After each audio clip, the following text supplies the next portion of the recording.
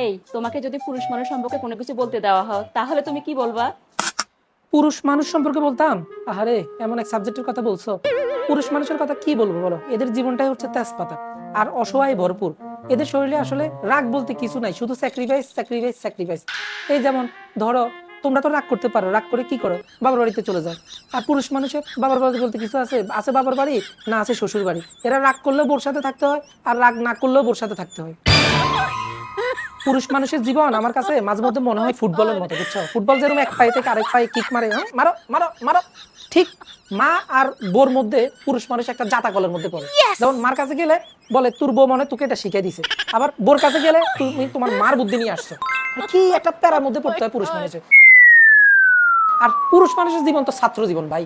এদের কখনো শিকার মানে শেষ নাই। ছোটবেলা থেকে শুনে আসতেছি মার মুখে শুধু একটাই, বাবা তুই বুঝলি না বুঝলি না, তোর বুঝার বয়স হয় নাই। এখন বিয়ের পর বউ বলতেছে তুমি তো আসলে কিচ্ছু বুঝো না।